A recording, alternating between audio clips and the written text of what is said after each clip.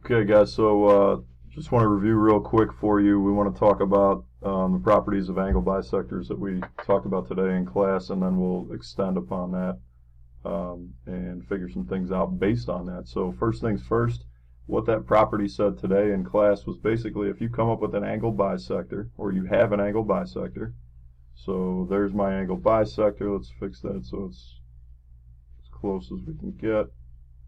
So we've got this angle bisector, and that angle bisector is going to chop the opposite side into two segments. And we talked about the fact that if this point up here was in the middle, then that point would be the exact midpoint. But because that point up here, or this vertex up here, is shifted to the left, it's going to shift your point of intersection to the left as well. So we don't have congruent pieces down here.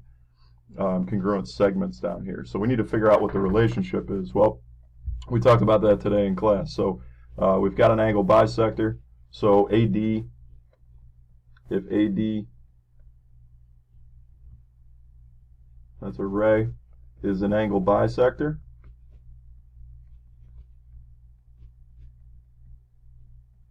then we can look at the ratios of the adjacent sides and compare those to the ratios of the opposites. Okay, so I've named here my adjacent sides. My first side is B, and my other adjacent side is C. So let's go ahead and write that ratio.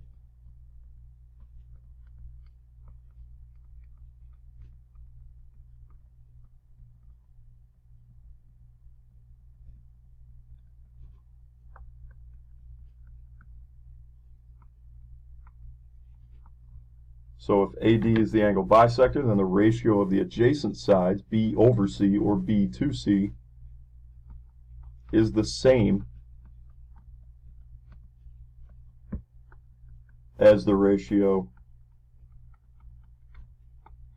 of the opposite sides.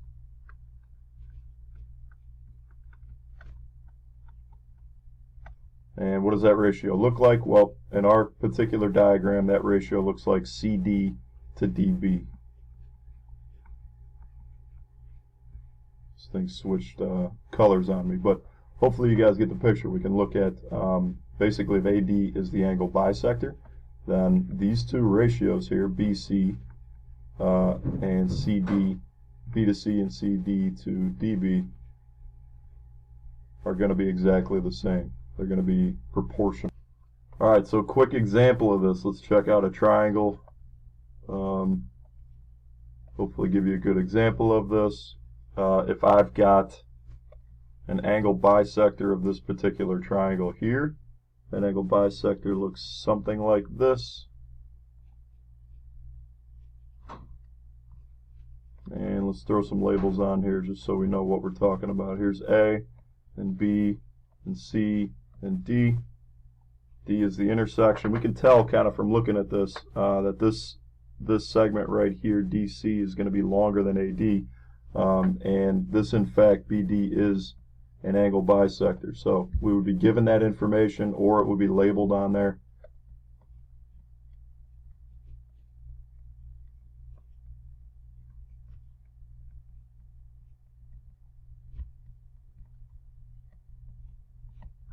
So BD is an angle bisector of angle B. So the relationship, again, that we can use is if we know a couple sides, we can figure out the other side. So let's say this side is 14. This side is, that looks to be a little bit longer, so let's call that 16. This side up here is going to be about 9. And we want to figure out what DC is. So if BC is the angle BD is the angle bisector in this particular case, then we can use these relationships, the fact that we know the sides will be proportional, in order to figure out what the length of DC is. So I set up my ratios. The ratios of the adjacent side is going to be congruent to, and again, if I write this side here, AB, if I start on this top side up here, I'm going to have to write this ratio in the same manner for the opposite side. So it's got to be in this order.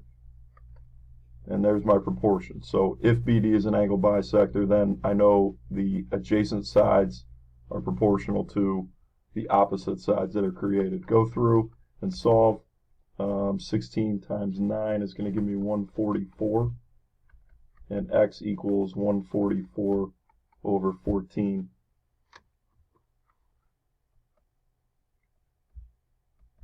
It's about 10.29. If you want to leave it in terms of improper fractions, then that would be, what is that, 72 over 7. So there's my missing piece right there.